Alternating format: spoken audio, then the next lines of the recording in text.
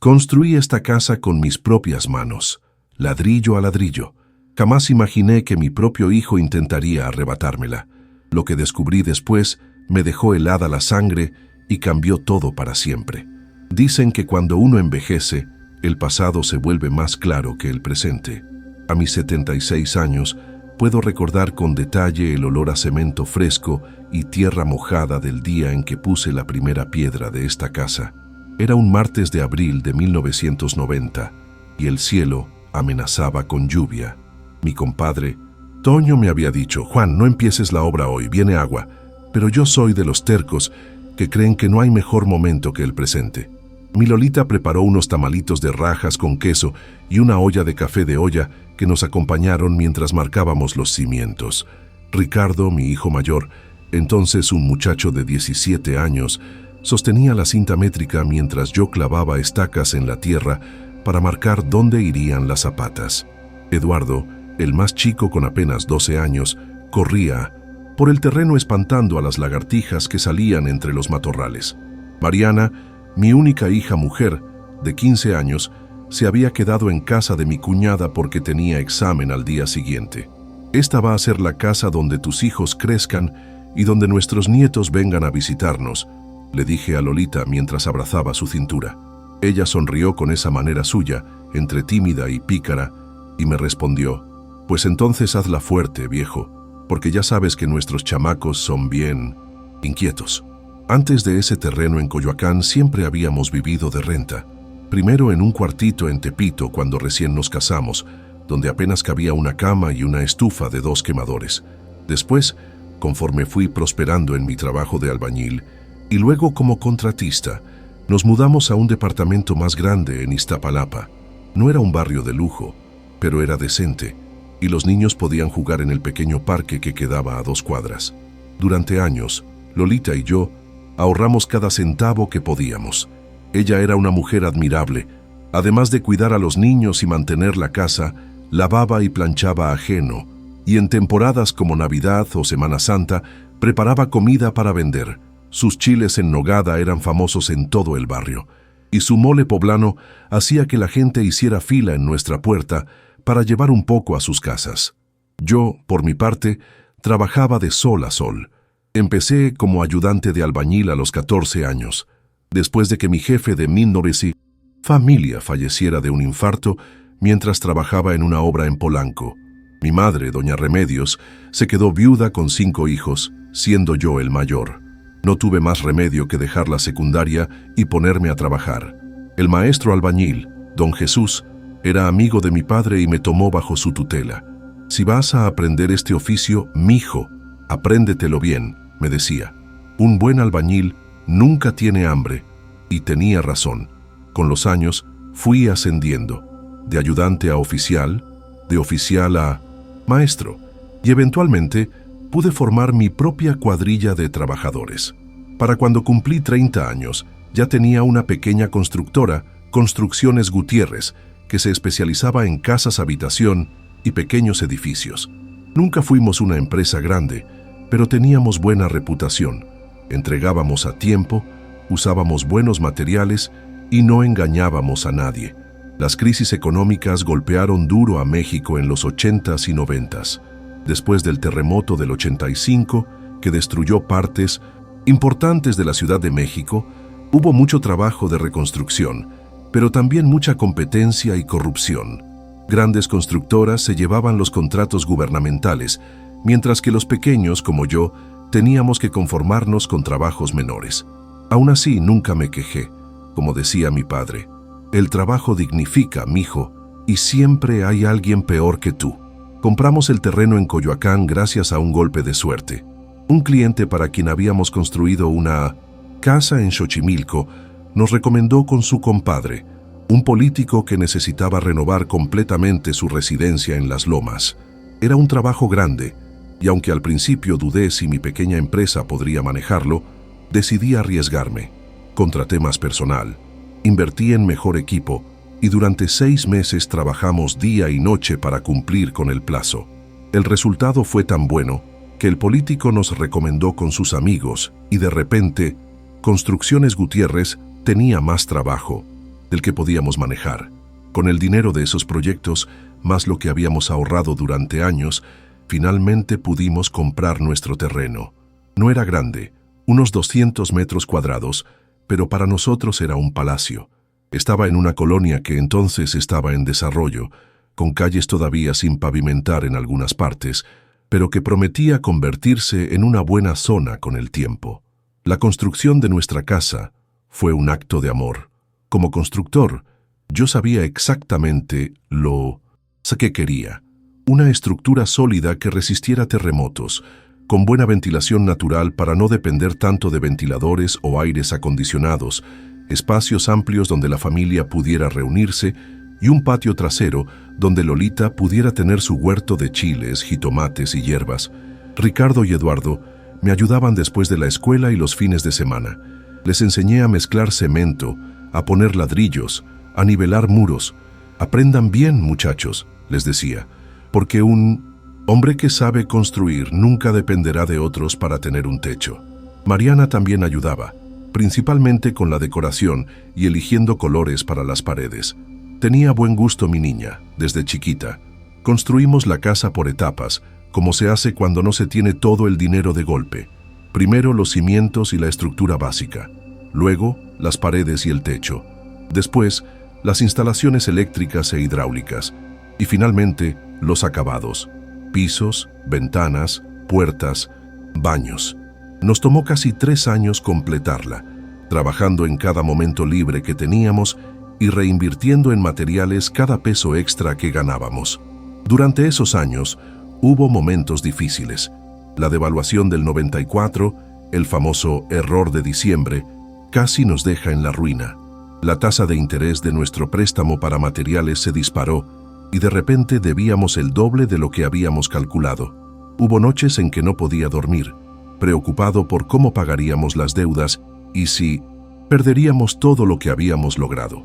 Fue Lolita quien me mantuvo a flote en esos momentos oscuros. «Juan», me decía mientras me servía un tequila en la cocina provisional que habíamos instalado en lo que sería la sala, «hemos pasado por cosas peores. Dios aprieta pero no ahorca. Saldremos adelante como siempre». Y tenía razón. Tomé trabajos extra, incluso algunos en Estados Unidos, donde pasé 3 meses construyendo casas en San Antonio, Texas. Fue la única vez que nos separamos por tanto tiempo en nuestros casi 30 años de matrimonio. Extrañaba tanto a mi familia que cada noche miraba la luna y pensaba que ellos estarían viéndola también desde México. Cuando regresé, traje suficiente dinero para terminar la casa y pagar buena parte de las deudas. Lolita me recibió con lágrimas en los ojos y una fiesta sorpresa donde estaban todos: mis hijos, mis hermanos, mi madre ya anciana, los vecinos que habíamos conocido durante la construcción y hasta algunos trabajadores de mi constructora.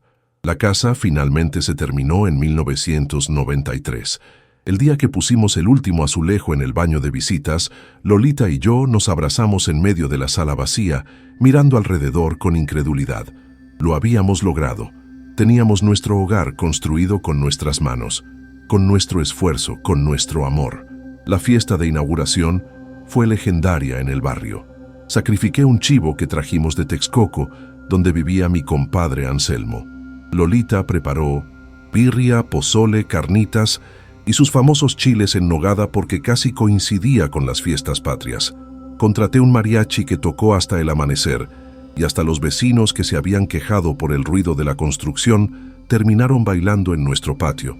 En esa fiesta recuerdo claramente un momento que ahora, con el tiempo, veo como premonitorio.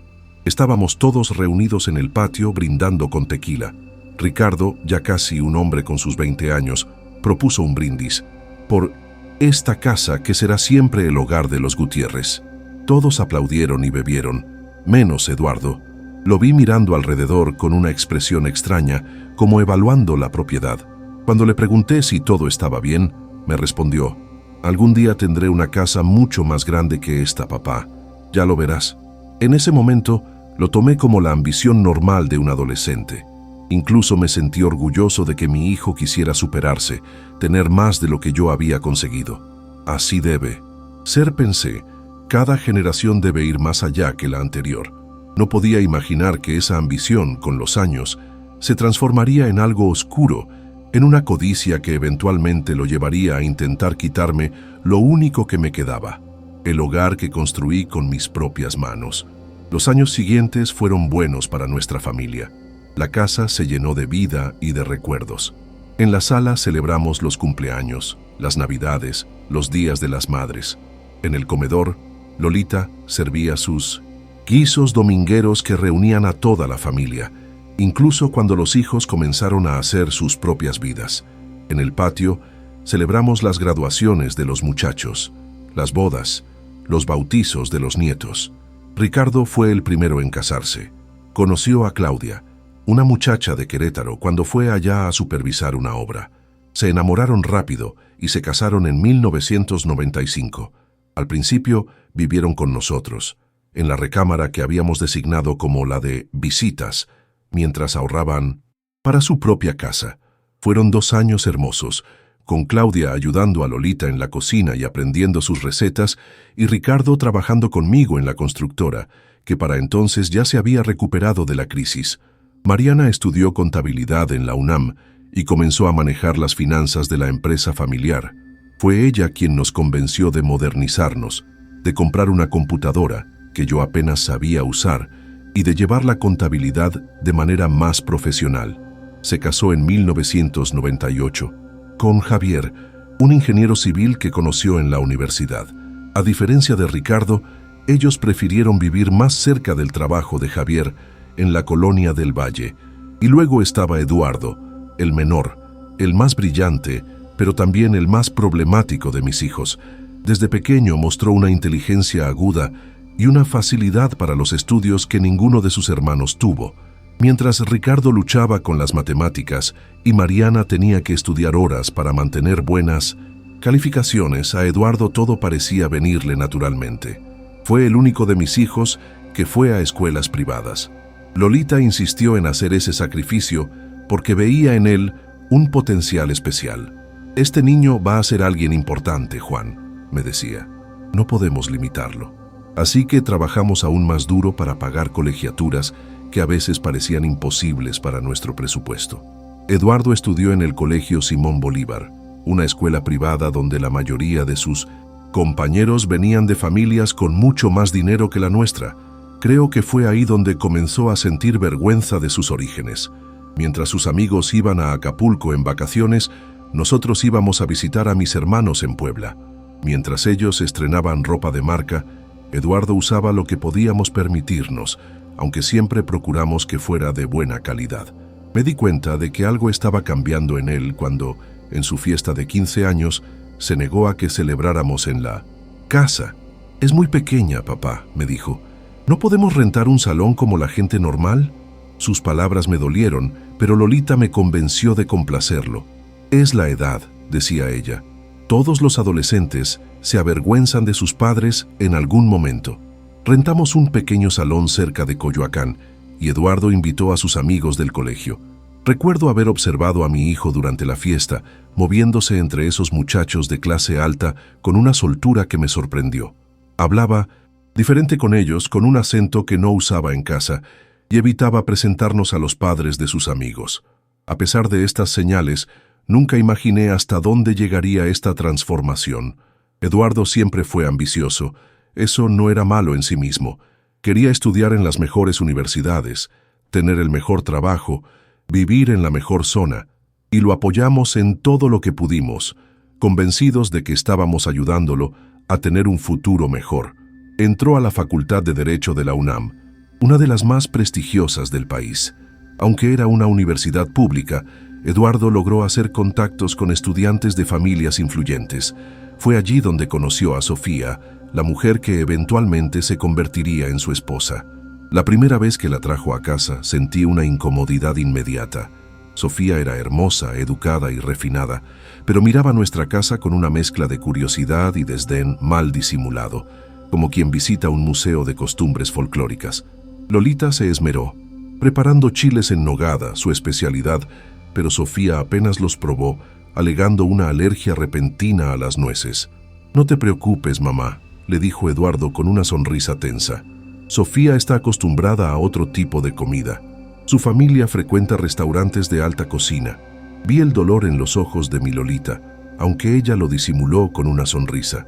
Pues qué lástima, respondió con dignidad. En esta casa comemos sabroso, aunque no sea fino. Después de esa visita, Eduardo venía cada vez menos a la casa. Cuando le preguntábamos, siempre tenía excusas. Mucho estudio, prácticas en despachos, eventos sociales importantes para su carrera. Lolita sufría en silencio y yo intentaba consolarla. Ya volverá, vieja. Los hijos siempre vuelven al nido. Pero Eduardo se alejaba cada vez más. Se graduó con honores de la universidad y comenzó a trabajar en un prestigioso despacho de abogados en Polanco. Se casó con Sofía en una ceremonia ostentosa en Cuernavaca, donde la familia de ella tenía una hacienda. Recuerdo sentirme fuera de lugar en esa boda, rodeado de políticos, empresarios y celebridades que eran amigos de los padres de Sofía. Durante la recepción, escuché sin querer una conversación entre Eduardo y el padre de Sofía. El hombre le decía: «Tienes potencial, muchacho. Con los contactos adecuados podrías llegar lejos. Solo necesitas pulirte un poco, dejar atrás ciertas influencias». Eduardo asintió con entusiasmo, y aunque no me miró directamente, supe que las influencias que debía dejar atrás éramos nosotros, su familia, sus raíces, su origen. A pesar de todo, Lolita y yo seguimos adelante. La constructora prosperaba moderadamente, teníamos salud y disfrutábamos de nuestros nietos, especialmente los hijos de Ricardo y Claudia, que vivían más cerca y nos visitaban con frecuencia.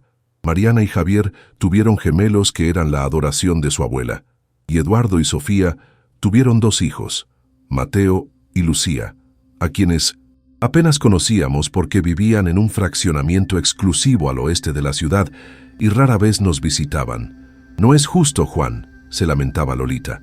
«No conocemos a nuestros propios nietos. ¿Qué les habrá dicho Eduardo de nosotros? ¿Se avergonzará tanto?». Yo intentaba minimizar la situación. «Son cosas de la vida moderna, vieja. Todos andan ocupados. Ya verás que cuando crezcan más, los niños querrán conocer a sus abuelos». Pero en el fondo, sentía el mismo dolor que ella. Habíamos trabajado toda la vida para darles lo mejor a nuestros hijos, para construirles un hogar, para enseñarles valores. ¿Cómo podía Eduardo renegar así de todo eso? ¿En qué nos habíamos equivocado con él? Lo que no sabíamos entonces era que Eduardo estaba sembrando las semillas de una traición que sacudiría los cimientos mismos de nuestra familia. Una traición que comenzaría a tomar forma justo cuando más vulnerables nos encontrábamos, cuando la enfermedad tocó a nuestra puerta y se llevó lo que yo más amaba en este mundo. Todo cambió el día que Lolita comenzó a sentir un dolor persistente en el abdomen.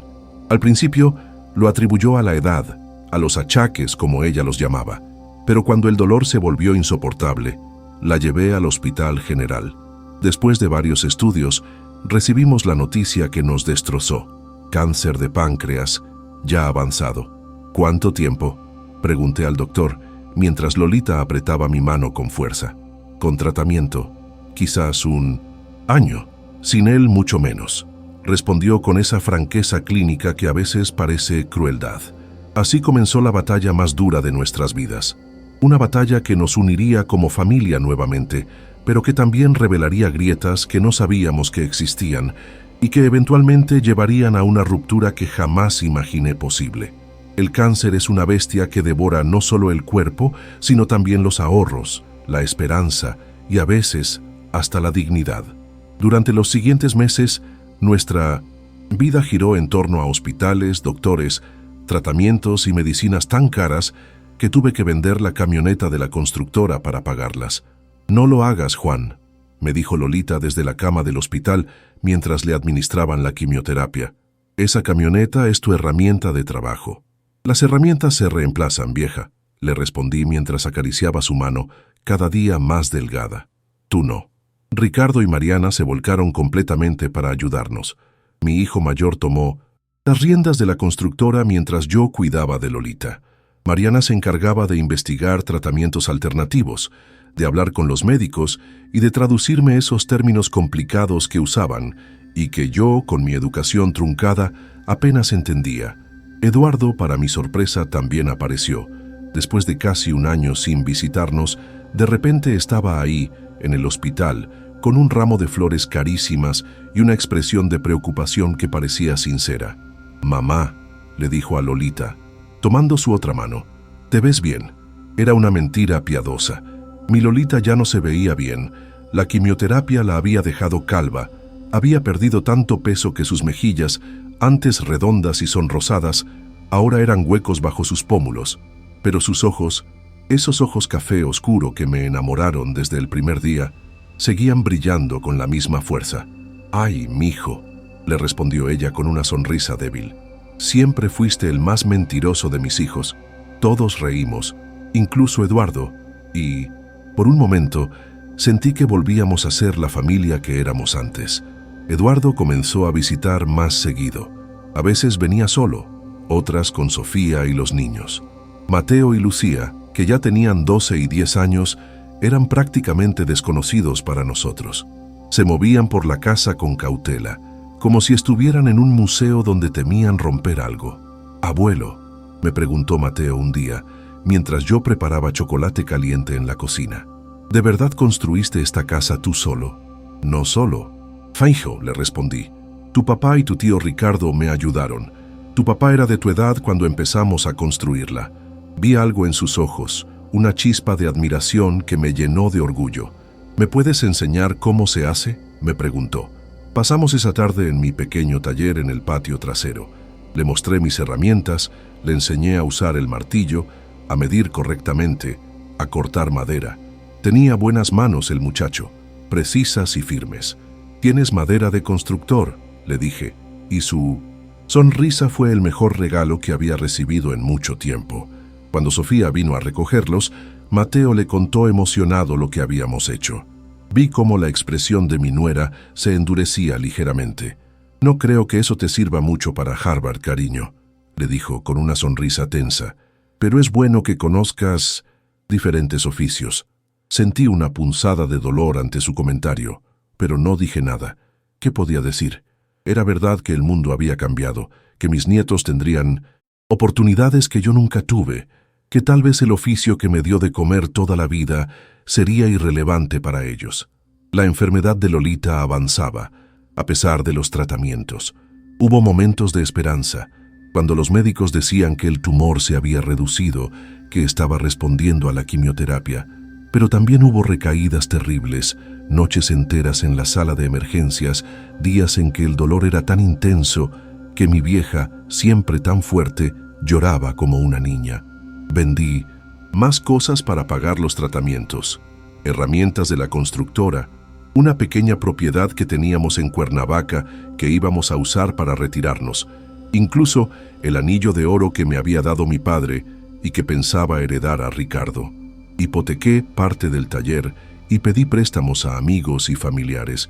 Nada importaba excepto mantener a Lolita con vida. Un día, después de una sesión particularmente dura de quimioterapia, Lolita me pidió que la llevara al patio trasero. Estaba débil, así que la cargué como el día de nuestra boda y la senté en la mecedora que teníamos bajo el aguacate que plantamos cuando terminamos la casa. «Juan», me dijo con voz cansada pero firme, «ya basta, no más tratamientos». «Pero Lolita», protesté, arrodillándome frente a ella. «El doctor dice que hay un nuevo medicamento que...».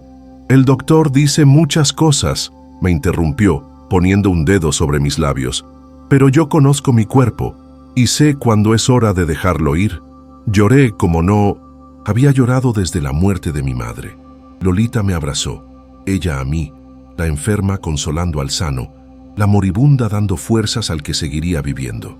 «Hemos tenido una buena vida, ¿no crees?», me preguntó, mirando alrededor, al jardín que ella había cultivado, a la casa que construimos juntos.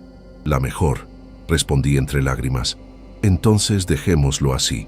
Quiero pasar mis últimos días en nuestra casa, con mi familia, no en un hospital conectada a máquinas». Respeté su decisión, aunque me partía el alma. Los médicos nos dieron cuidados paliativos, medicamentos para el dolor que la dejaban adormilada la mayor parte del tiempo. Convertimos la sala en su habitación para que pudiera estar en el corazón de la casa. donde siempre estuvo. Los chicos venían a visitarla todos los días. Ricardo y Claudia traían a sus hijos, que llenaban la casa con risas infantiles que por momentos parecían despertar a Lolita de su sopor inducido por la morfina. Mariana leía en voz alta las novelas que su madre siempre había querido leer pero nunca tuvo tiempo. Y Eduardo venía casi a diario, algo que me sorprendió. Se sentaba junto a la cama de su madre y le hablaba de sus casos en el despacho, de los logros de sus hijos, de planes futuros. A veces, cuando pensaba que yo no escuchaba, le susurraba cosas al oído que hacían que Lolita sonriera o incluso riera débilmente. Una tarde, mientras preparaba café en la cocina, Eduardo se me acercó. Se veía cansado, con ojeras profundas y el traje arrugado, algo inusual en él que siempre parecía recién salido de una revista. «Papá», me dijo, sirviéndose una taza, «¿cómo están las finanzas?». La pregunta me tomó por sorpresa. Eduardo nunca había mostrado interés en nuestras finanzas antes. «Sobreviviendo», respondí con honestidad. «Los tratamientos se llevaron casi todos nuestros ahorros y la constructora apenas funciona con Ricardo al frente mientras yo cuido a tu madre». Eduardo asintió, pensativo. «Puedo ayudar», ofreció. «Tengo buenos contactos en el banco. Podría conseguirte un préstamo con buenas condiciones». «Gracias, hijo, pero ya tenemos suficientes deudas», rechacé amablemente. «Además, no quisiera arriesgar la casa. Es lo único que nos queda». Vi algo en sus ojos, un destello calculador que desapareció tan rápido que pensé haberlo imaginado. «Por supuesto», dijo, dando un sorbo a su café. «Solo quería ayudar».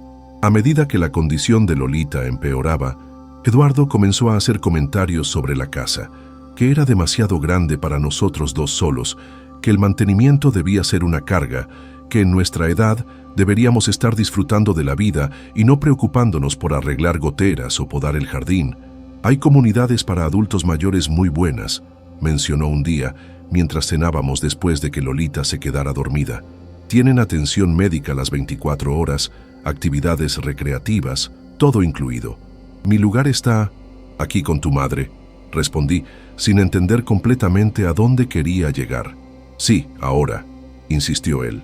«Pero después, no deberías estar solo, papá. Esta casa tiene demasiados recuerdos». Quizás tenía razón en eso último. Cada rincón de esta casa guarda la presencia de Lolita. Sus plantas en el jardín, sus cortinas que ella misma cosió, el olor de su comida que parece haberse impregnado en las paredes de la cocina. Pero precisamente por eso, nunca querría irme de aquí. Lolita falleció un jueves por la mañana, justo cuando el sol entraba por la ventana de la sala y bañaba su rostro con una luz dorada.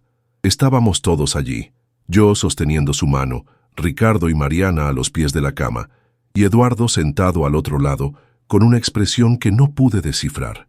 Su último suspiro fue tan suave como el aleteo de una mariposa. Se fue sin dolor, rodeada de amor, en la casa que construimos juntos. No se puede pedir más que eso. El funeral fue sencillo pero digno, como ella hubiera querido. Vinieron amigos, vecinos, clientes antiguos de la constructora, compañeras de su grupo de costura. Eduardo sorprendió a todos pagando por un servicio en una funeraria elegante en Polanco, con un ataúd de caoba y arreglos florales que debieron costar una fortuna. «Tu madre habría preferido algo más sencillo», le comenté cuando nos quedamos solos. «Se merecía lo mejor», respondió él. «Y ahora tú también te lo mereces, papá». Los días siguientes pasaron en una nebulosa de dolor.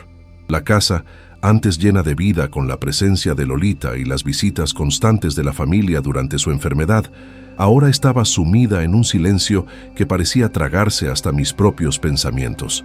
Ricardo y Claudia me invitaron a quedarme con ellos en Querétaro por un tiempo, pero rechacé la oferta. Necesitaba estar en nuestra casa, sentirla cerca en los objetos que tocó, en los espacios que habitó. Fue aproximadamente un mes después del funeral cuando Eduardo comenzó a visitar con más frecuencia.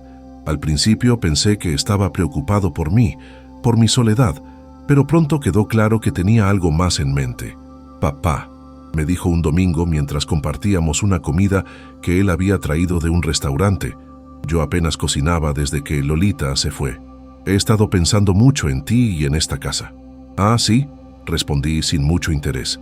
En esos días, poco me importaba además de mi dolor. Sí, es una buena propiedad, en una zona que se ha vuelto muy cotizada. Probablemente valga 10 veces más de lo que les costó cuando la construyeron. Algo en su tono me hizo prestar atención. ¿Y eso qué importa? No está en venta. Eduardo sonrió, esa sonrisa de abogado que había perfeccionado con los años. No digo que la vendas, papá. Solo digo que es un activo importante que hay que proteger. La protejo bien, respondí, sintiendo una irritación creciente. He mantenido esta casa por más de 25 años. Lo sé, dijo conciliador, pero ahora estás solo, ya no tan joven, y hay consideraciones legales que tener en cuenta. ¿Qué consideraciones legales?, pregunté, cada vez más confundido. Impuestos sobre la propiedad, planeación patrimonial, protección contra posibles acreedores si la constructora enfrenta problemas, enumeró él. Son cosas en las que te puedo ayudar para proteger lo que tú y mamá construyeron.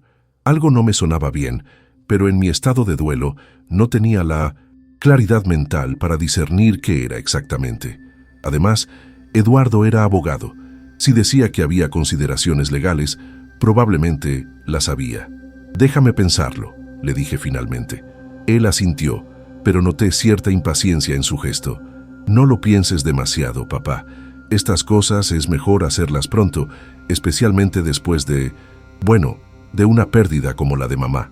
Sus visitas se volvieron más frecuentes y siempre giraban en torno al mismo tema.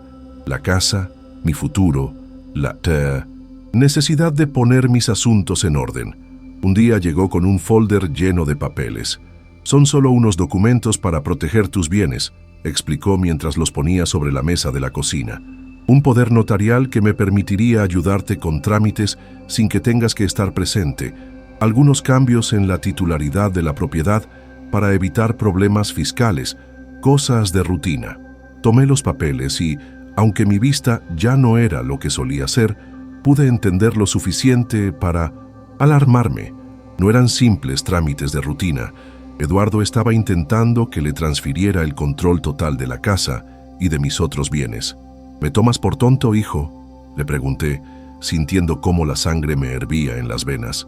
Puedo ser viejo y estar triste, pero no soy un pendejo al que puedes engañar con palabrería legal. La máscara de preocupación de Eduardo cayó por un instante, revelando algo feo debajo, algo que nunca había visto en el rostro de mi hijo. Pero rápidamente recuperó la compostura. «No es eso, papá», dijo con una risa forzada. «Solo estoy tratando de ayudarte. Estos documentos son estándar para personas en tu situación». ¿Mi situación? ¿Cuál es mi situación según tú? Bueno, eres un hombre mayor, viudo, viviendo solo en una casa grande. Es natural que empieces a pensar en el futuro, en simplificar tu vida. Mi vida está bien como está, respondí firmemente, empujando los papeles hacia él. Y si algún día decido simplificarla, como tú dices, lo haré a mi manera y en mis términos. Eduardo recogió los documentos con movimientos tensos. Estás cometiendo un error, papá. Solo intento protegerte. No necesito que me protejas. Necesito que respetes mis decisiones. Se fue sin decir más y durante varias semanas no supe de él. Ricardo y Mariana seguían visitándome regularmente y poco a poco comencé a retomar algunas actividades en el taller. No era la misma vida que tenía con Lolita, pero era una vida. Una mañana, mientras tomaba café en el patio, observando los chiles que Lolita había plantado y que yo seguía cuidando en su memoria, sentí un dolor agudo en la cadera. Al intentar levantarme, mi pierna cedió y caí al suelo, golpeándome la cabeza contra la orilla de la jardinera de concreto.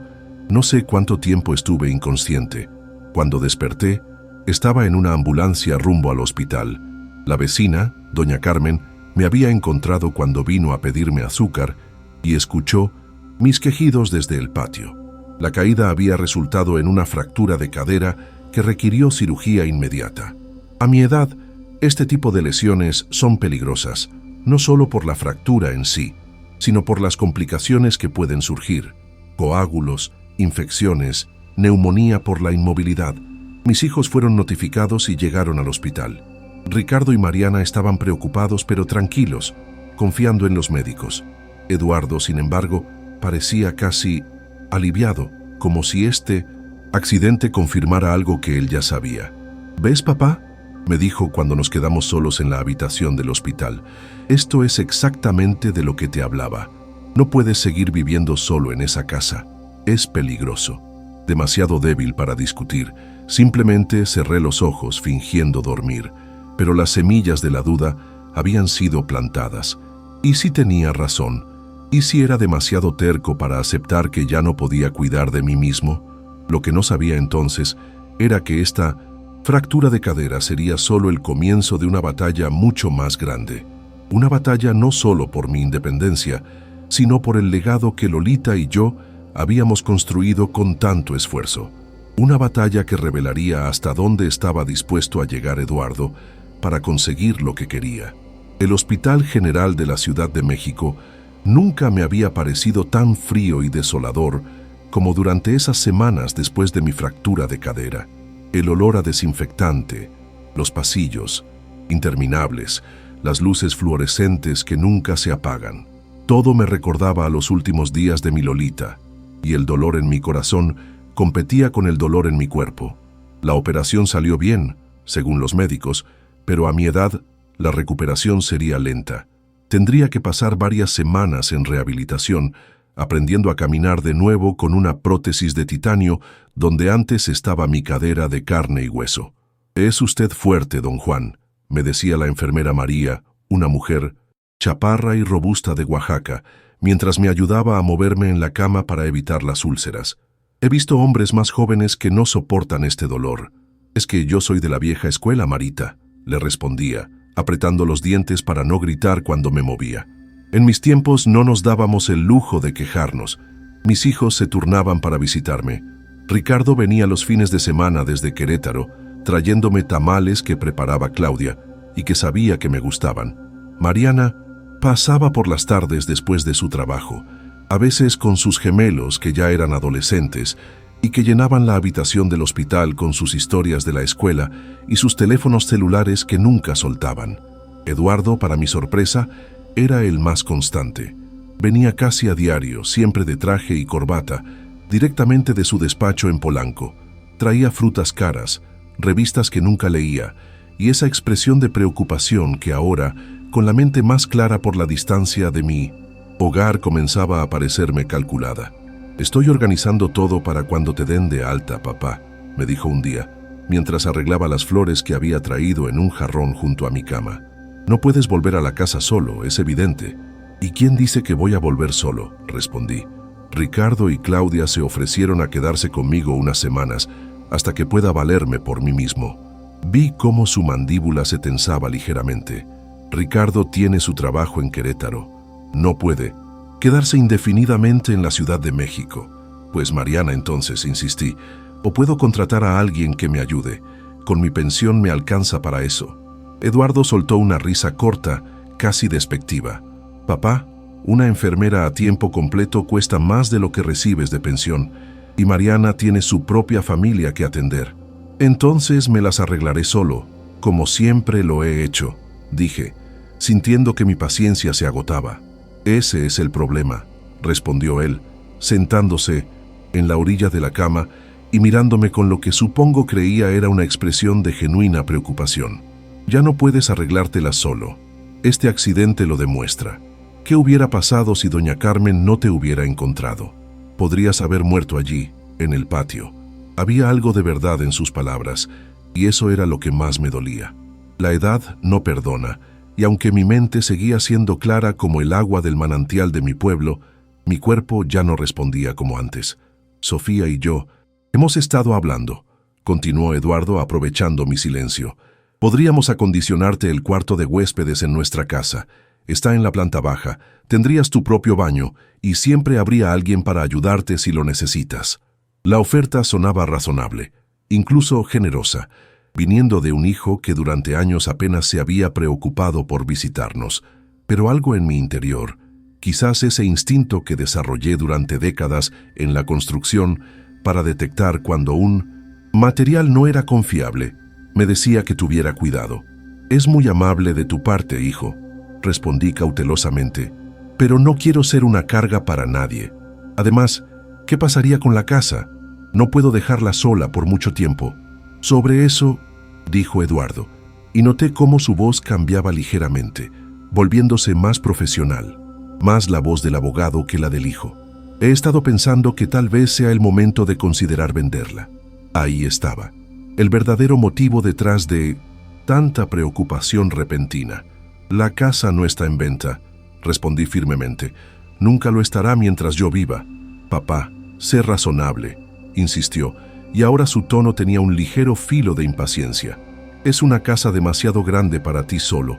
El mantenimiento es costoso y con tu condición actual imposible de manejar. Además, está en una zona que se ha revalorizado enormemente.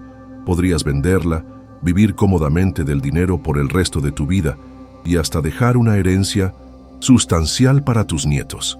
Esa casa es la herencia que quiero dejar, respondí, sintiendo cómo la ira comenzaba a crecer en mi pecho. La construí con mis propias manos para nuestra familia. No es solo ladrillos y cemento, es nuestro hogar, el hogar donde tu madre vivió y murió.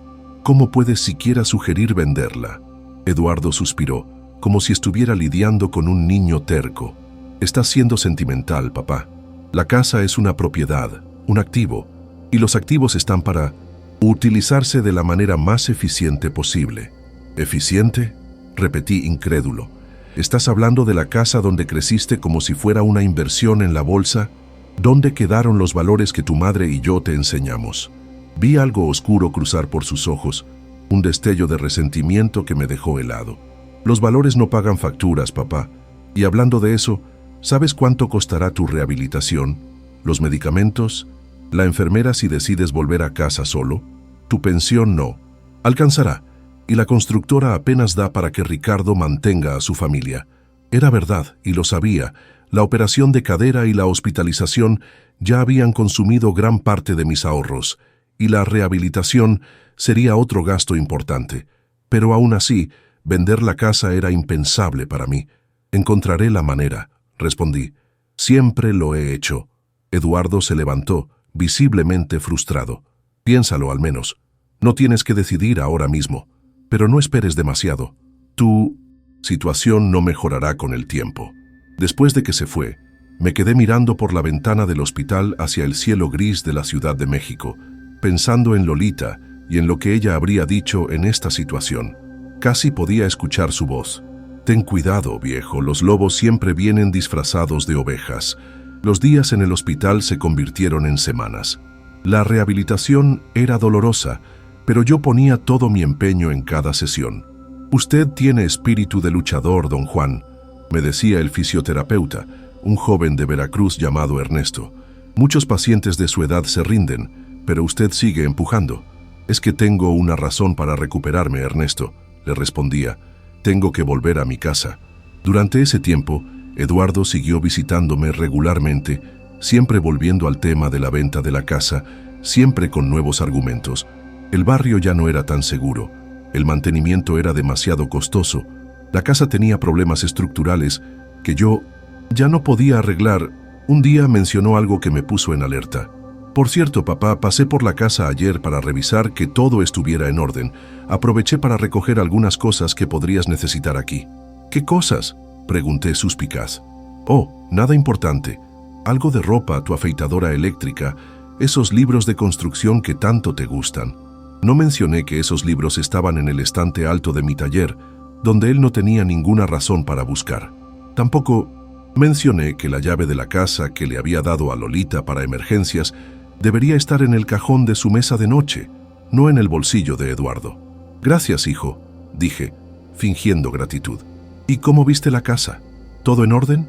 Más o menos, respondió con un gesto vago. El jardín está descuidado, obviamente, y noté que hay algunas goteras en el techo de la cocina. La humedad está comenzando a dañar las paredes. Era una mentira. Había arreglado el techo de la cocina justo antes de mi accidente, como parte de mi mantenimiento anual de la casa. Eduardo estaba inventando problemas para reforzar su argumento de que la casa era demasiada carga para mí. Esa noche no pude dormir. Un presentimiento oscuro me carcomía por dentro. ¿Qué estaba haciendo realmente Eduardo en mi casa? ¿Qué buscaba? Al día siguiente, cuando Mariana vino a visitarme, le pedí un favor. Hija, necesito que pases por la casa y revises algo por mí. Le conté sobre mi conversación con Eduardo y mis sospechas. Mariana frunció el ceño. Papá, no creo que Eduardo hiciera algo así, dijo, siempre la diplomática de la familia. Seguramente solo está preocupado por ti. Puede ser, concedí, pero me quedaría más tranquilo si tú revisaras la casa, especialmente mi estudio. Hay unos documentos importantes en el cajón superior derecho de mi escritorio.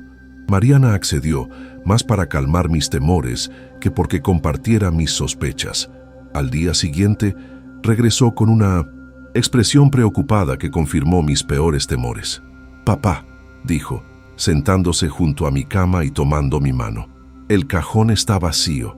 No están las escrituras de la casa, ni la libreta donde anotabas tus trabajos, ni los comprobantes de tus ahorros. Sentí como si me hubieran dado un puñetazo en el estómago. ¿Buscaste bien? Quizás los puse en otro lugar y no recuerdo. Busqué en todo el estudio, confirmó ella. Y hay algo más. La caja fuerte que tenías detrás del cuadro de la Virgen de Guadalupe está abierta, vacía. Ahora sí que el mundo se me vino encima. En esa caja fuerte guardaba mis ahorros en efectivo, unos 50,000 pesos que había ido guardando a lo largo de los años, desconfiado como soy de los bancos después de tantas crisis financieras en el país. También guardaba allí el anillo de bodas de Lolita, que me había quitado de su dedo antes de que la llevaran a la funeraria, y algunas joyas pequeñas pero valiosas que pensaba repartir entre mis nietos algún día. ¿Estás seguro de que Eduardo tiene una llave de la casa?, me preguntó Mariana, ahora compartiendo plenamente mis sospechas. No debería tenerla, respondí. La única copia estaba en la mesa de noche de tu madre, que ya no está ahí, confirmó ella. Revisé. Nos quedamos en silencio, procesando lo que esto significaba. Mi propio hijo, mi sangre, estaba robándome, aprovechando mi hospitalización para saquear la casa que yo había construido con mis propias manos, para robar los ahorros de toda una vida de trabajo honrado. ¿Qué hacemos, papá?, preguntó Mariana, visiblemente angustiada. Hablamos con Eduardo directamente, llamamos a la policía. La idea de denunciar a mi propio hijo me revolvió el estómago. A pesar de todo, seguía siendo el niño que había criado, el pequeño que me seguía por la obra cuando construíamos la casa, el muchacho que alguna vez miró con orgullo cómo su padre levantaba un hogar para su familia. No, decidí, no. Involucraremos a la policía, pero tampoco lo dejaremos pasar. Necesito que me consigas un teléfono. ¿Un teléfono? ¿Para qué? Voy a llamar a don Armando Juárez, expliqué. Era cliente de la constructora hace años. Es abogado, ya está retirado, pero sigue teniendo contactos. Él sabrá qué hacer. Don Armando respondió a mi llamada como si hubiéramos hablado ayer, aunque hacía años que no nos veíamos. Así son las amistades verdaderas en México. Pueden pasar décadas, pero cuando la 1900 necesidad llama, es como si el tiempo no hubiera pasado. Juan, compadre, qué gusto escucharte. Su voz ronca y pausada me trajo recuerdos de tardes compartiendo mezcal después de terminar la ampliación de su despacho en la colonia Roma. ¿Cómo está Lolita? Se nos fue, Armando, respondí, sintiendo el nudo en la garganta que siempre aparecía cuando hablaba de mi esposa. Hace unos meses. Lo siento mucho, Juan. Su voz se llenó de genuino pesar. Era una gran mujer. Le conté mi situación, la fractura, la hospitalización, las intenciones de Eduardo de vender la casa, los documentos y dinero desaparecidos. Don Armando escuchó en silencio, interrumpiendo solo para hacer alguna pregunta ocasional. Esto es grave, Juan, dijo finalmente. Lo que tu hijo está haciendo podría considerarse abuso de adulto mayor y robo, pero entiendo que no quieras llevarlo ante la justicia. No puedo hacerle eso a mi hijo, Armando. A pesar de todo, te entiendo, pero necesitamos protegerte. ¿Puedo visitarte mañana en el hospital? Traería a un colega que se especializa en estos casos. Accedí, agradecido de tener un aliado en esta batalla que nunca imaginé tener que librar. Don Armando llegó al día siguiente, acompañado de una mujer joven, quizás de unos 35 años, con lentes de armazón grueso y una expresión de determinación en su rostro. Juan, Te presento a la licenciada Sofía Garza, dijo don Armando. Es una de las mejores abogadas en derecho familiar que conozco y una experta en protección de adultos mayores. Mucho gusto, don Juan, dijo ella, estrechando mi mano con firmeza. Don Armando me ha puesto al tanto de su situación. Es más común de lo que imagina, desafortunadamente. Durante la siguiente hora discutimos mis opciones. Podía solicitar una orden de restricción contra Eduardo para que no entrara a mi casa ni se acercara a mí, pero eso significaría un rompimiento total con mi hijo, algo que no estaba listo para hacer. Podía reportar el robo a la policía, pero de nuevo significaría criminalizar a mi propio hijo. La licenciada Garza sugirió un enfoque diferente. Lo primero es proteger sus bienes restantes. Podemos hacer un nuevo testamento, uno que especifique claramente sus deseos sobre la casa y cualquier otro activo. También deberíamos notificar a su banco sobre posibles intentos de fraude. El problema, interrumpió don Armando, es que sin las escrituras originales podría ser complicado demostrar la propiedad de la casa si Eduardo intenta algo. Debe haber copias en el registro público de la propiedad, dijo la licenciada. Podemos solicitar una copia certificada. ¿Y mis ahorros?, pregunté. Eran 50,000 pesos en efectivo, toda una vida de trabajo. Ambos abogados intercambiaron miradas preocupadas. El dinero en efectivo, sin recibos ni comprobantes, sería prácticamente imposible de recuperar. «Don Juan», dijo finalmente la licenciada Garza, inclinándose hacia mí con expresión seria, «hay algo más que me preocupa. Por lo que me cuenta, Eduardo ha estado sugiriendo que usted no puede cuidar de sí mismo, que necesita supervisión constante. Me temo que podría estar preparando el terreno para solicitar su incapacitación legal». «¿Mi qué?», pregunté confundido. «Su incapacitación legal es un proceso mediante el cual se declara a una persona incapaz de tomar decisiones sobre su propia vida y bienes, y se nombra a un tutor legal para que las tome en su lugar». «Pero eso es absurdo», protesté. «Estoy perfectamente lúcido, una fractura de cadera no afecta mi capacidad mental». «Lo sabemos», intervino don Armando, «pero Eduardo podría argumentar que su edad, combinada con su reciente accidente, lo hace vulnerable y potencialmente incapaz de tomar decisiones financieras importantes. Si consigue que un juez lo declare incapacitado, él, como su hijo, podría ser nombrado su tutor legal y tendría control total sobre sus bienes, incluida la casa». La revelación me dejó sin aliento. No era solo un hijo codicioso aprovechándose de su padre enfermo. Era un plan calculado, meticuloso, legal en apariencia, pero profundamente inmoral en esencia. «No lo permitiré», dije con determinación. «No permitiré que me arrebate lo que construí con mis propias manos, lo que Lolita y yo construimos juntos. Y no lo hará», aseguró don Armando, poniendo su mano sobre mi hombro. «Te ayudaremos a luchar, viejo amigo. Eduardo no sabe con quién se ha metido». Mientras los abogados se marchaban prometiendo regresar con un plan más detallado, me quedé mirando por la ventana del hospital hacia el cielo ahora despejado de la Ciudad de México. Una paloma se posó en el alféizar, mirándome con curiosidad. «Voy a pelear, Lolita», susurré, como si mi esposa pudiera escucharme desde donde estuviera. «Por la casa que construimos, por nuestro legado, y también por nuestro hijo, aunque él no lo entienda, porque lo que está haciendo destruirá no solo nuestra familia, sino también su alma. La recuperación de una fractura de cadera a los 76 años no es cosa fácil. Cada paso era una pequeña victoria, cada ejercicio de rehabilitación un acto de fe y perseverancia. El dolor era constante, como un compañero no invitado que se había instalado en mi cuerpo y se negaba a marcharse. Pero yo soy terco, siempre lo he sido. Ni la pobreza de mi juventud, ni los terremotos, ni las crisis económicas me habían doblegado. No iba a permitir que un pedazo de metal en mi cadera lo hiciera ahora. «Es usted un milagro andante, don Juan», me decía el doctor Méndez durante mis revisiones. «A su edad, muchos no vuelven a caminar después de una fractura así». «Es que tengo un motivo muy fuerte para recuperarme, doctor», le respondía. «Mi casa me espera». Y era cierto. Cada vez que cerraba los ojos, veía sus paredes que levanté ladrillo a ladrillo, su patio donde Lolita cultivaba chiles y hierbas, su cocina donde tantas comidas familiares compartimos. Pero ahora esa imagen venía acompañada de una sombra, la de Eduardo, husmeando entre mis cosas, robando mis documentos, planeando cómo quitarme lo único que me quedaba. Don Armando y la licenciada Garza se convirtieron en mis aliados más cercanos durante esas semanas. Venían al hospital casi a diario, trayendo documentos para firmar, noticias sobre los avances en mi caso y ese apoyo moral que tanto necesitaba. «Tenemos buenas y malas noticias, Juan», me dijo don Armando una tarde, sentándose junto a mi cama mientras la licenciada Garza sacaba su tableta electrónica para tomar notas. «La buena es que conseguimos copias certificadas de las escrituras de tu casa en el registro público de la propiedad.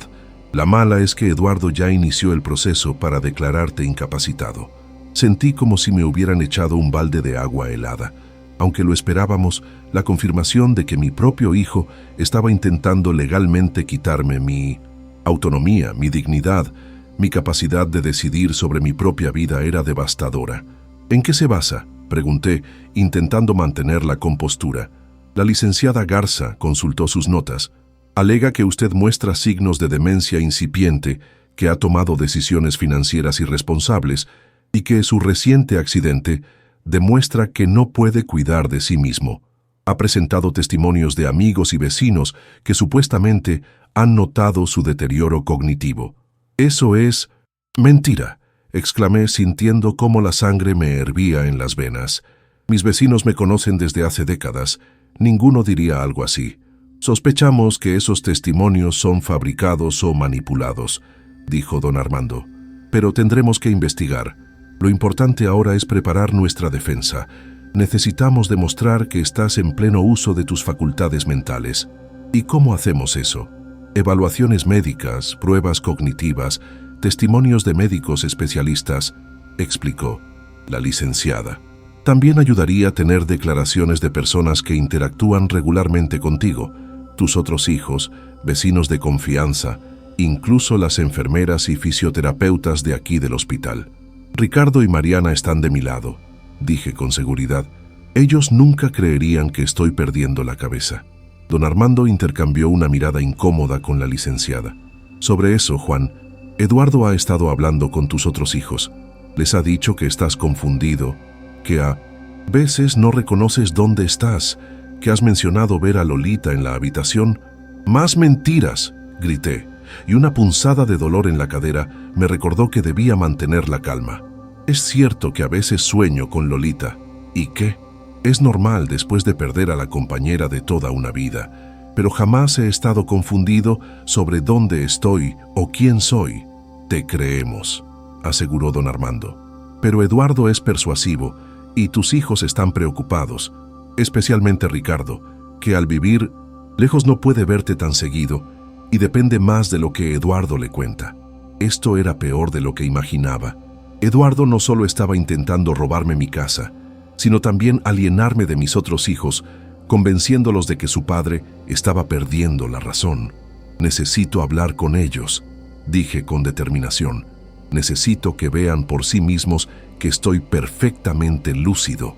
«Lo haremos», prometió la licenciada Garza, «pero primero vamos a programar esas evaluaciones médicas. Mientras más evidencia tengamos de su capacidad mental, más fuerte será nuestra posición». Los días siguientes fueron un torbellino de pruebas: evaluaciones neurológicas, pruebas de memoria, test de razonamiento lógico. Respondí preguntas sobre fechas históricas, resolví problemas matemáticos, identifiqué patrones en secuencias de imágenes, repetí listas de palabras, dibujé figuras geométricas, narré mi día con lujo de detalles. «Sus resultados son excelentes, don Juan», me dijo la neuropsicóloga, una mujer joven con una sonrisa amable. «Está usted por encima del promedio para su grupo de edad en casi todas las pruebas». «¿Escuchó eso, licenciada?», le dije a Sofía Garza, que había asistido a la sesión como observadora. «Estoy más cuerdo que la mayoría de los políticos de este país». Ella sonrió, tomando notas en su tableta. «Esto nos ayudará mucho, don Juan. Pero aún necesitamos enfrentar los testimonios que Eduardo ha conseguido. Ricardo y Mariana vinieron a verme juntos unos días después. Noté inmediatamente la preocupación en sus rostros, la manera cautelosa en que me observaban, como si esperaran que en cualquier momento comenzara a delirar o a confundirlos con extraños. ¿Ustedes también creen que estoy loco?, les pregunté directamente. Nunca he sido hombre de rodeos. Se miraron incómodos. Fue Mariana quien finalmente habló. Papá, no creemos que estés loco, pero Eduardo nos ha mostrado cosas preocupantes. Fotos de la casa. Descuidada. Notas que supuestamente escribiste donde no se entiende nada. Grabaciones donde suenas confundido. Todo eso es falso, exclamé. Eduardo está fabricando evidencia para quedarse con la casa. Ya robó las escrituras y el dinero que guardaba en la caja fuerte mientras yo estaba aquí hospitalizado. Vi la duda en sus ojos. No estaban completamente convencidos por Eduardo, pero tampoco estaban seguros de creerme a mí. Era desgarrador ver a mis propios hijos dudar de mi palabra. ¿Por qué haría Eduardo algo así?, preguntó Ricardo. Es abogado, tiene un buen trabajo, una buena posición económica. ¿Por qué arriesgarlo todo por la casa? Eso es lo que estamos investigando, respondió la licenciada Garza, que se había mantenido en silencio hasta entonces. Tenemos razones para creer que Eduardo enfrenta problemas financieros graves que está ocultando. Les explicamos todo: los documentos robados, el dinero desaparecido, el intento de incapacitación legal, las pruebas médicas que demostraban mi lucidez. Poco a poco vi cómo sus expresiones cambiaban del escepticismo a la preocupación y finalmente a la indignación. No puedo creer que mi propio hermano haga algo así, dijo Mariana con lágrimas en los ojos. ¿Cómo puede intentar despojar a su propio padre? La codicia hace cosas terribles a las personas, respondió don Armando. He visto familias destrozarse por menos que una casa en Coyoacán.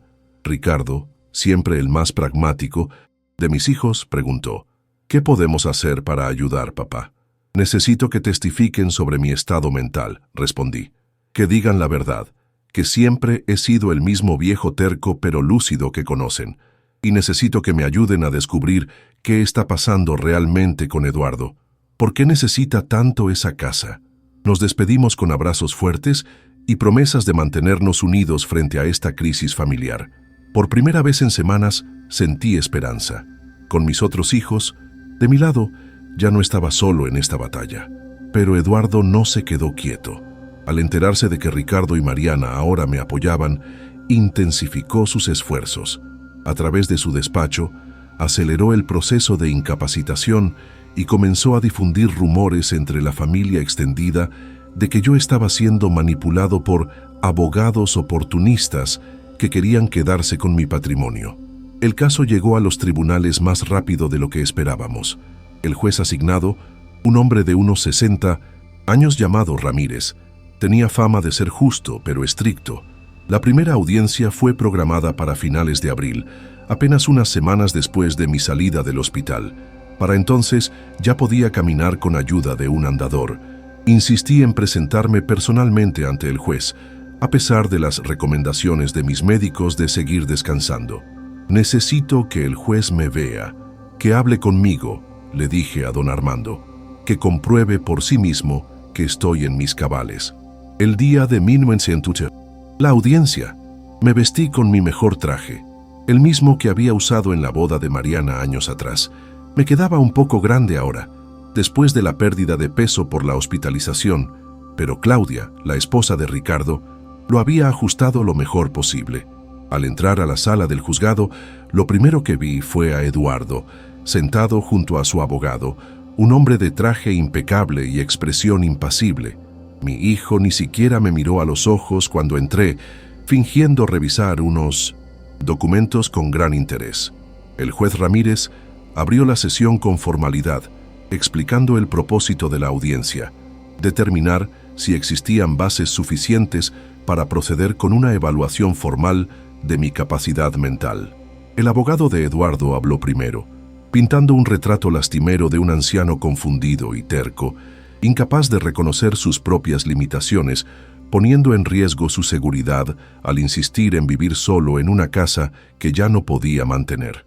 Su señoría, dijo con voz grave, esto no es un intento de privar al señor Gutiérrez de sus derechos. sino de protegerlo de sí mismo. Su hijo Eduardo solo quiere asegurarse de que su padre reciba los cuidados adecuados en esta etapa vulnerable de su vida. Mientras hablaba, vi a Eduardo asentir solemnemente, con esa expresión de preocupación que había perfeccionado durante sus visitas al hospital. Era un buen actor, tenía que reconocerlo. Cuando fue el turno de la licenciada Garza, se levantó con confianza y presentó las pruebas que habíamos reunido, los resultados de mis evaluaciones cognitivas, testimonios de médicos y enfermeras, declaraciones juradas de Ricardo y Mariana sobre mi lucidez, e incluso cartas de vecinos y antiguos clientes de la constructora que daban fe de mi capacidad mental. Además, su señoría, añadió, tenemos evidencia de que el señor Eduardo Gutiérrez ha estado tomando acciones que sugieren motivos menos altruistas que el bienestar de su padre.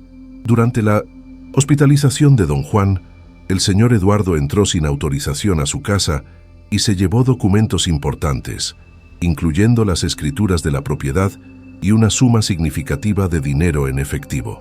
Vi cómo Eduardo se tensaba visiblemente y susurraba algo urgente a su abogado. Esas son acusaciones muy serias, licenciada, observó el juez Ramírez. ¿Tiene pruebas de esto? Tenemos el testimonio de la hija de don Juan, Mariana Gutiérrez, quien verificó la ausencia de estos documentos y valores. También tenemos fotos del lugar donde se guardaban, mostrando señales de manipulación. Y lo más importante, tenemos la declaración del propio don Juan, quien está aquí presente y puede testificar sobre estos hechos. El juez me miró directamente. Señor Gutiérrez, ¿desea usted hacer una declaración ante este tribunal? Me levanté lentamente, apoyándome en mi andador, y con la mayor dignidad que pude reunir, miré directamente al juez. Su señoría, tengo 76 años y he trabajado honradamente toda mi vida. Construí mi casa con estas manos. Levanté mis manos callosas y marcadas por décadas de trabajo, ladrillo por ladrillo, para mi familia. Nunca pedí nada a nadie, nunca dependí de nadie. He pagado mis impuestos, he respetado la ley y he criado a 3 hijos de los que siempre estuve orgulloso. Hice una pausa, mirando brevemente a Eduardo, que ahora tenía la vista clavada en la mesa frente a él. No estoy loco, su señoría. Estoy viejo y mi cuerpo ya no es lo que era, pero mi mente está clara. Sé quién soy, sé lo que quiero y sé cuando alguien está intentando aprovecharse de mí. No necesito que me protejan de mí mismo. Necesito que me protejan de aquellos que, bajo la apariencia de preocupación, quieren quitarme lo que construí con el sudor de mi frente. El juez Ramírez me escuchó atentamente, sin interrumpir. Cuando terminé, asintió levemente. Gracias, señor Gutiérrez. Su testimonio es valorado por este tribunal. Después de escuchar a ambas partes, el juez decidió que era necesario realizar una evaluación independiente de mi capacidad mental antes de proceder con cualquier decisión sobre la incapacitación. Nombró a un perito neutral, un psiquiatra forense, para que me evaluara y presentara un informe al tribunal. Mientras salíamos de la sala, don Armando me palmeó el hombro con aprobación. Lo hiciste muy bien, Juan. El juez te escuchó, vio por sí mismo que estás lúcido. Es un buen comienzo. Intenté acercarme a Eduardo, queriendo hablar con él directamente, de padre a hijo, sin abogados ni jueces de por medio. Pero él se alejó rápidamente, evitando mi mirada, y salió del juzgado sin dirigirme una sola palabra. Dale tiempo, me aconsejó la licenciada Garza. Está avergonzado y acorralado. No es una buena combinación para una conversación productiva.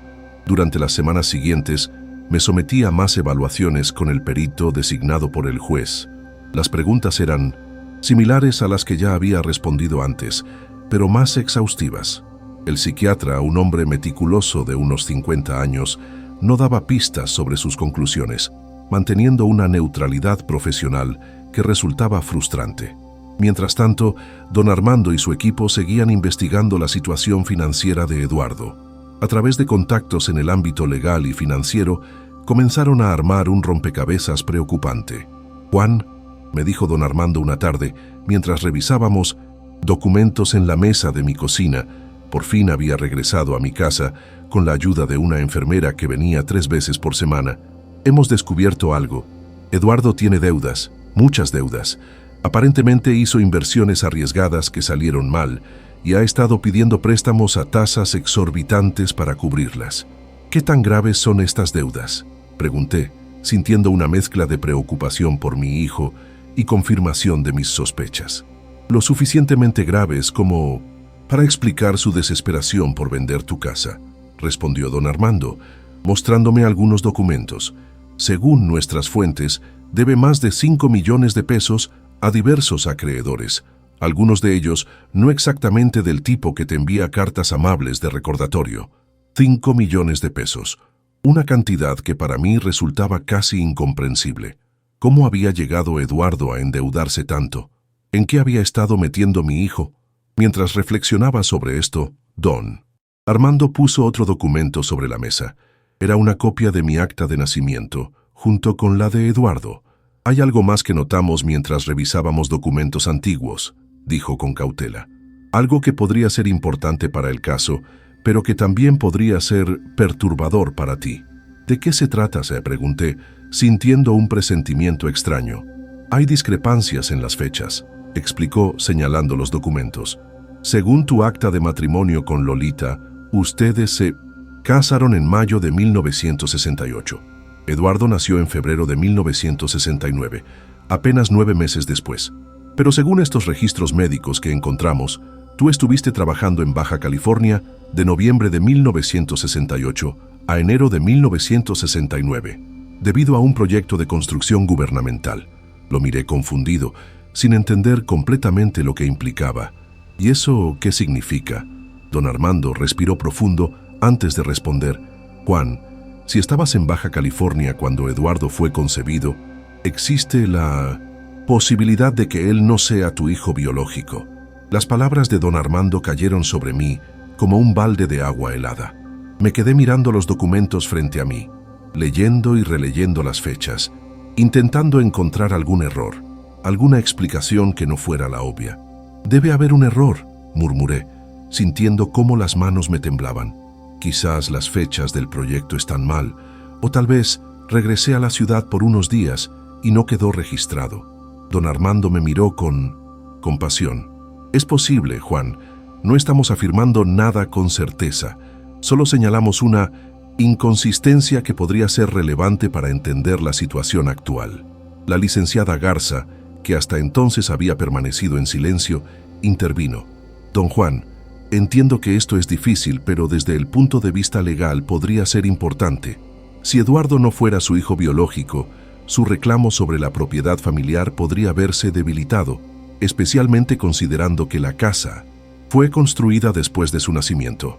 Pero lo he criado como mi hijo toda su vida, exclamé, sintiendo una mezcla de dolor e indignación. He sido su padre en todo menos, excepto en...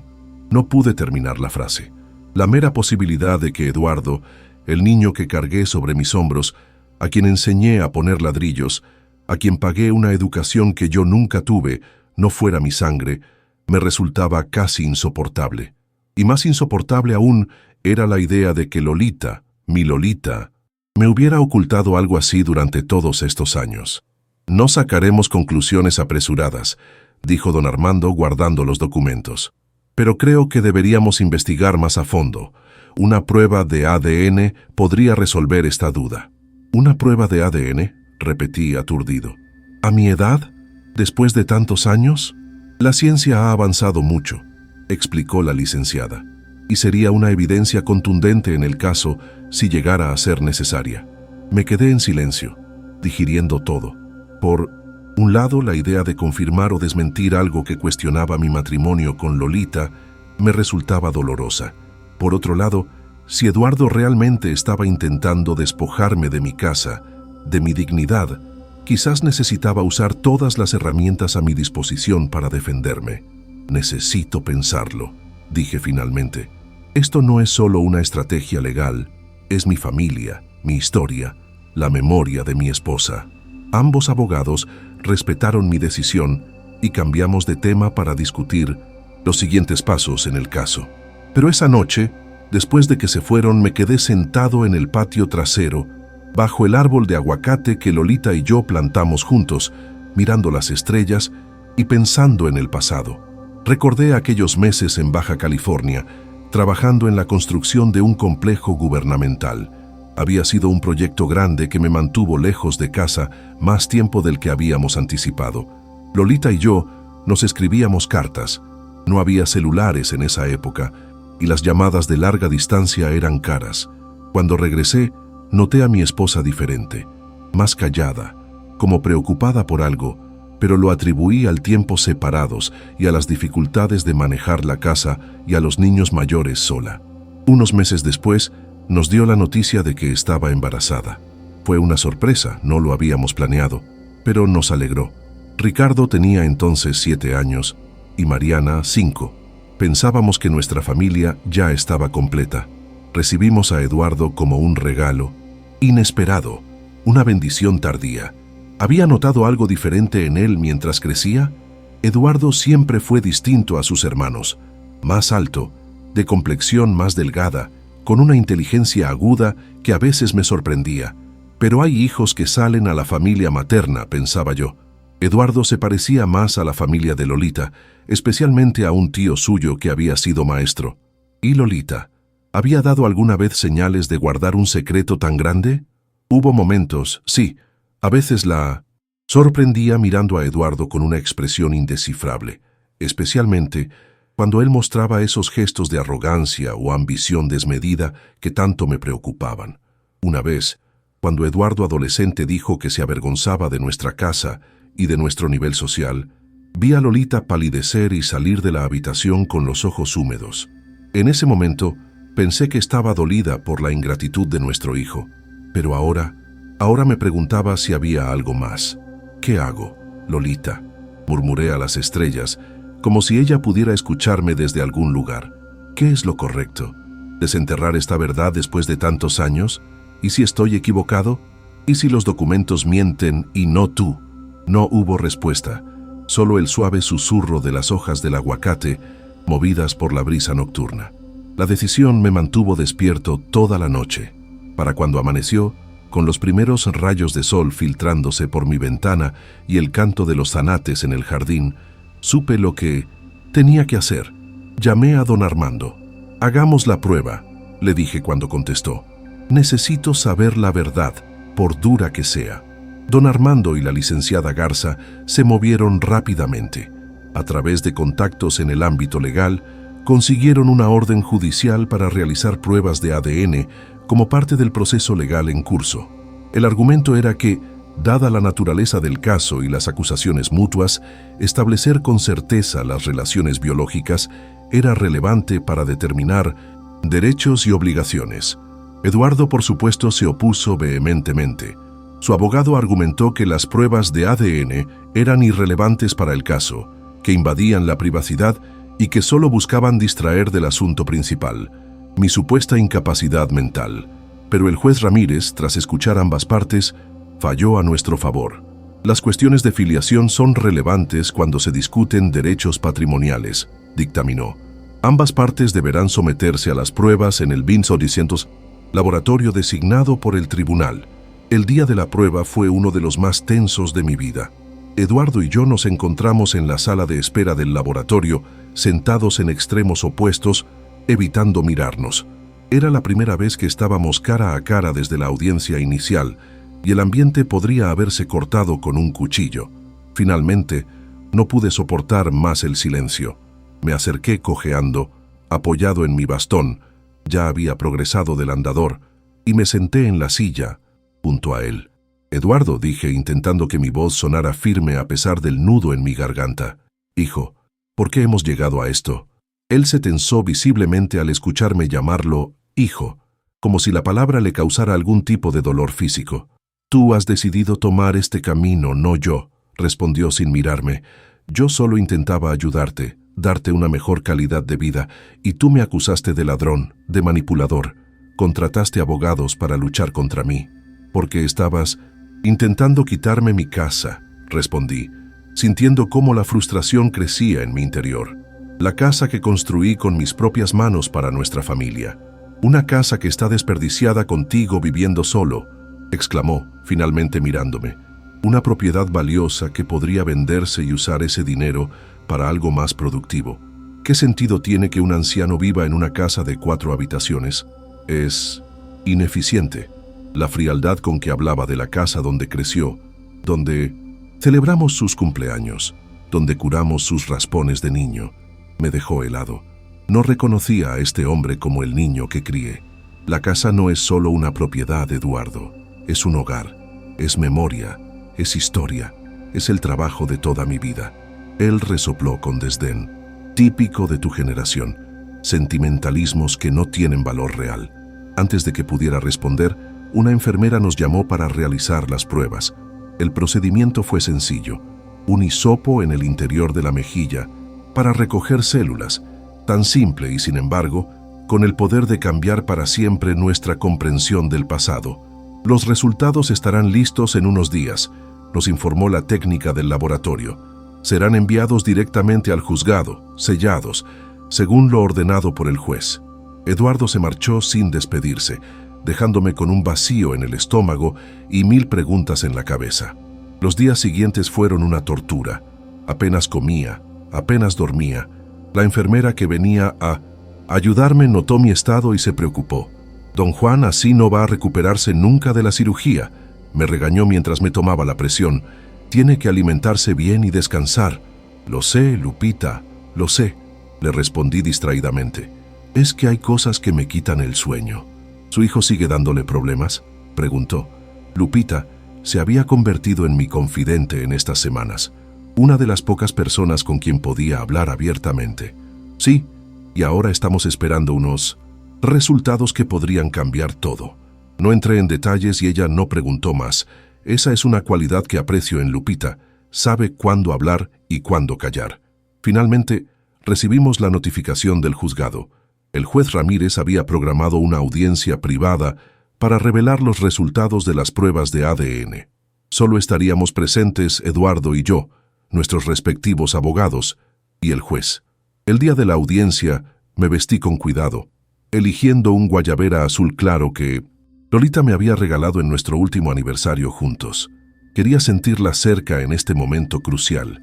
La sala del juez era pequeña, austera, con una mesa de madera oscura y sillas a ambos lados. El juez Ramírez ya estaba sentado cuando entramos, con un sobre sellado frente a él.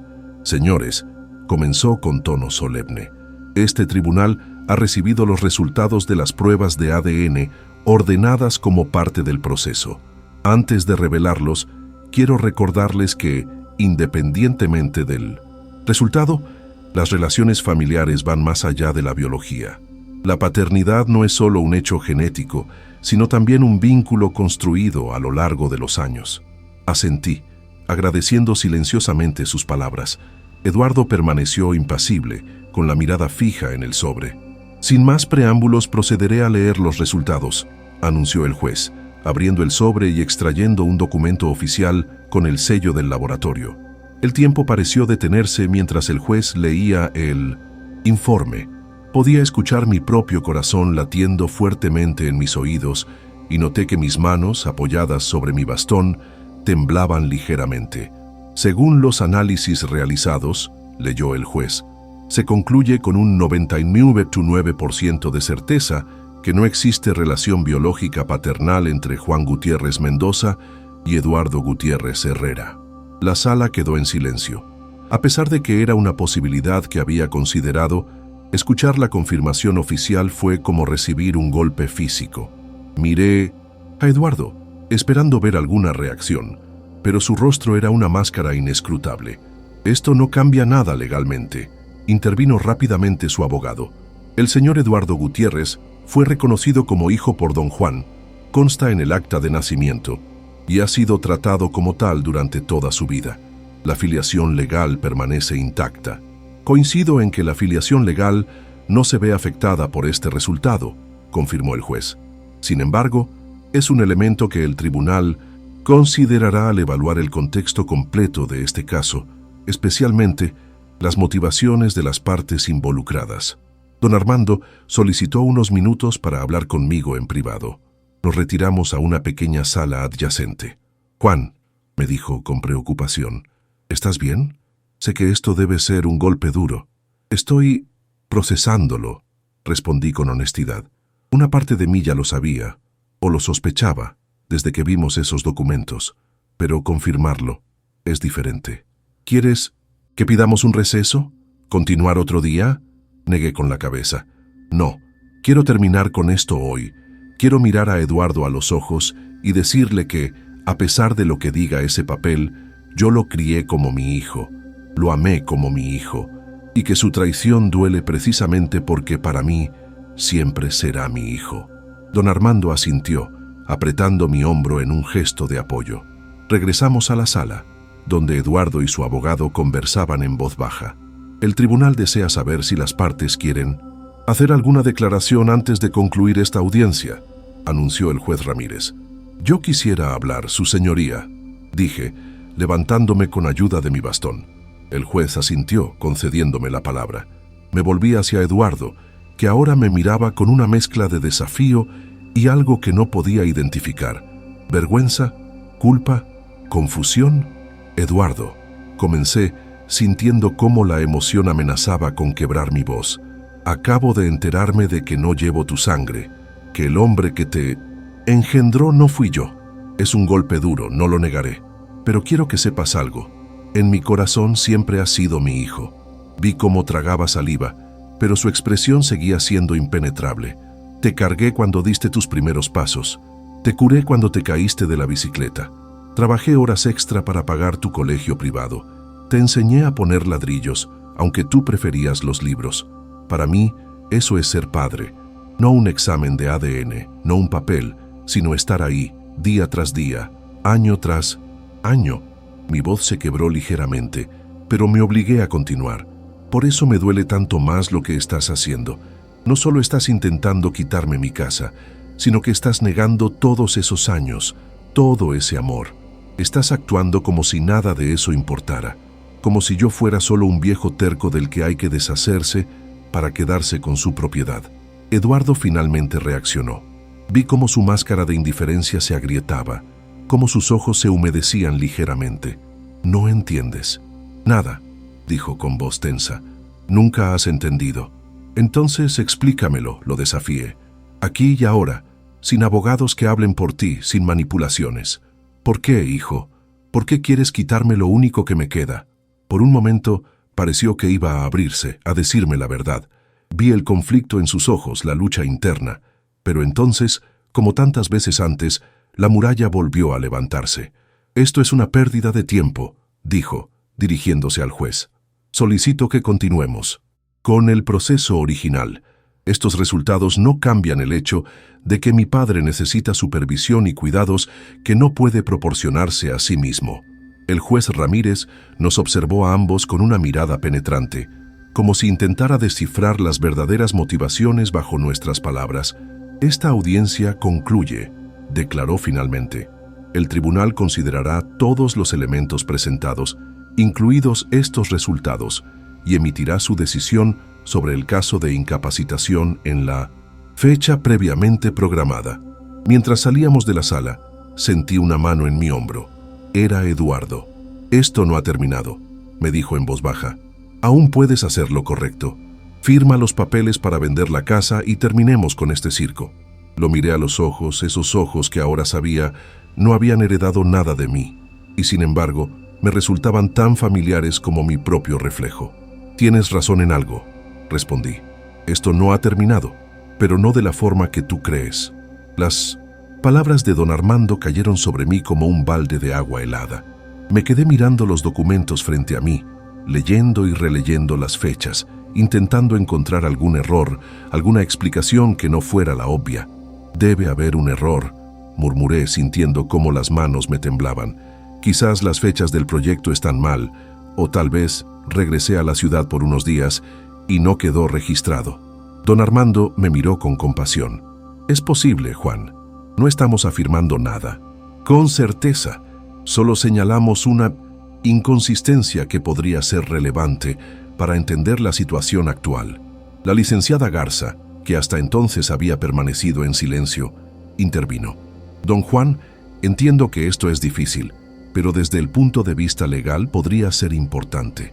Si Eduardo no fuera su hijo biológico, su reclamo sobre la propiedad familiar podría verse debilitado, especialmente considerando que la casa fue construida después de su nacimiento. Pero lo he criado como mi hijo toda su vida, exclamé sintiendo una mezcla de dolor e indignación. He sido su padre en todo menos, excepto en... No pude terminar la frase. La mera posibilidad de que Eduardo, el niño que cargué sobre mis hombros, a quien enseñé a poner ladrillos, a quien pagué una educación que yo nunca tuve, no fuera mi sangre, me resultaba casi insoportable. Y más insoportable aún era la idea de que Lolita, mi Lolita, me hubiera ocultado algo así durante todos estos años. No sacaremos conclusiones apresuradas, dijo don Armando guardando los documentos, pero creo que deberíamos investigar más a fondo. Una prueba de ADN podría resolver esta duda. ¿Una prueba de ADN? Repetí, aturdido. ¿A mi edad? ¿Después de tantos años? La ciencia ha avanzado mucho, explicó la licenciada, y sería una evidencia contundente en el caso si llegara a ser necesaria. Me quedé en silencio, digiriendo todo. Por un lado, la idea de confirmar o desmentir algo que cuestionaba mi matrimonio con Lolita me resultaba dolorosa. Por otro lado, si Eduardo realmente estaba intentando despojarme de mi casa, de mi dignidad, quizás necesitaba usar todas las herramientas a mi disposición para defenderme. Necesito pensarlo, dije finalmente. Esto no es solo una estrategia legal. Es mi familia, mi historia, la memoria de mi esposa. Ambos abogados respetaron mi decisión y cambiamos de tema para discutir los siguientes pasos en el caso. Pero esa noche, después de que se fueron, me quedé sentado en el patio trasero, bajo el árbol de aguacate que Lolita y yo plantamos juntos, mirando las estrellas y pensando en el pasado. Recordé aquellos meses en Baja California, trabajando en la construcción de un complejo gubernamental. Había sido un proyecto grande que me mantuvo lejos de casa más tiempo del que habíamos anticipado. Lolita y yo nos escribíamos cartas, no había celulares en esa época, y las llamadas de larga distancia eran caras.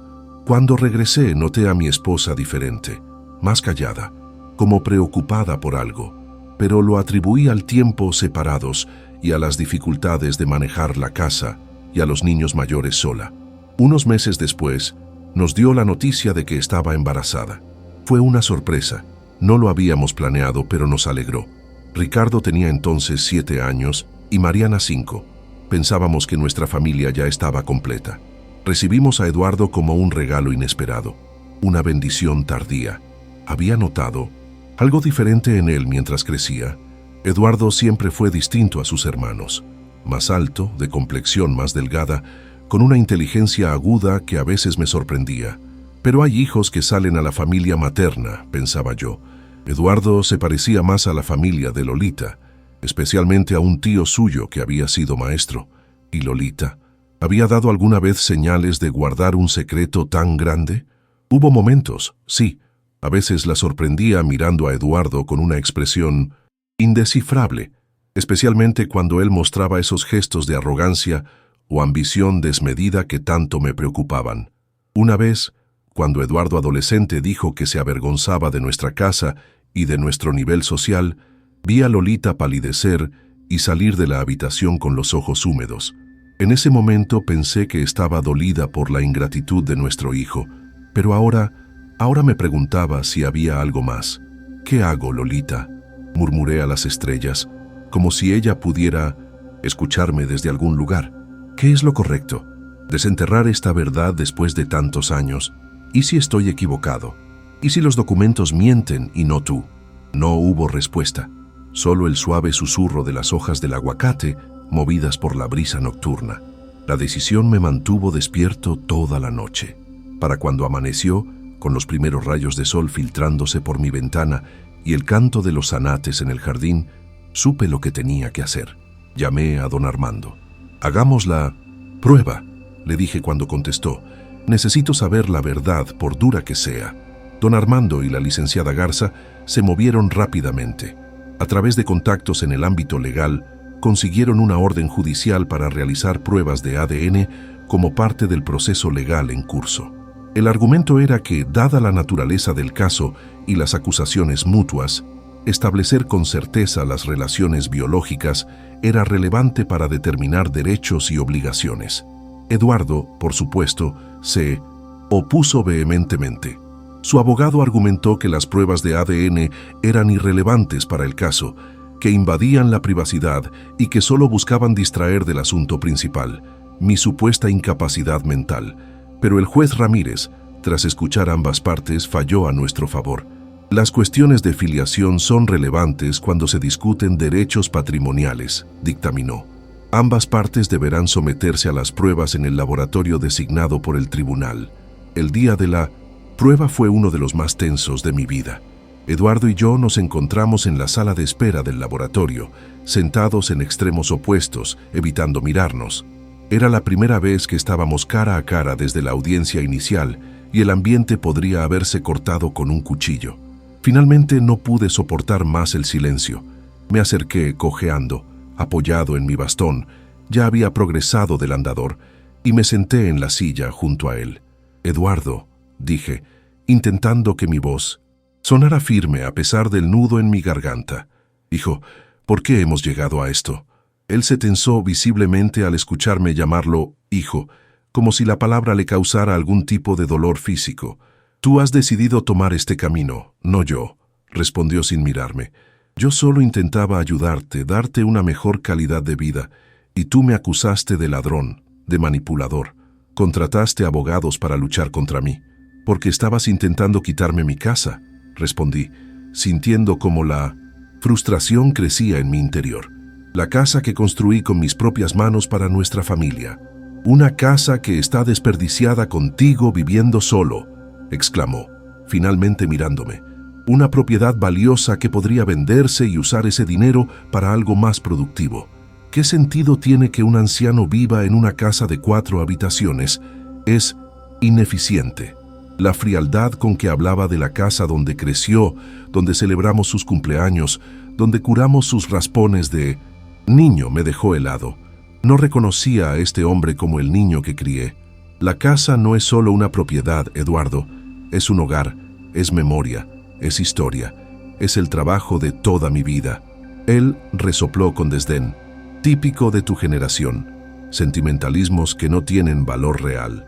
Antes de que pudiera responder, una enfermera nos llamó para realizar las pruebas. El procedimiento fue sencillo. Un hisopo en el interior de la mejilla para recoger células. Tan simple y, sin embargo, con el poder de cambiar para siempre nuestra comprensión del pasado. «Los resultados estarán listos en unos días», nos informó la técnica del laboratorio. «Serán enviados directamente al juzgado, sellados, según lo ordenado por el juez». Eduardo se marchó sin despedirse, dejándome con un vacío en el estómago y 1000 preguntas en la cabeza. Los días siguientes fueron una tortura. Apenas comía, apenas dormía. La enfermera que venía a ayudarme notó mi estado y se preocupó. «Don Juan, así no va a recuperarse nunca de la cirugía», me regañó mientras me tomaba la presión. «Tiene que alimentarse bien y descansar». «Lo sé, Lupita, lo sé», le respondí distraídamente.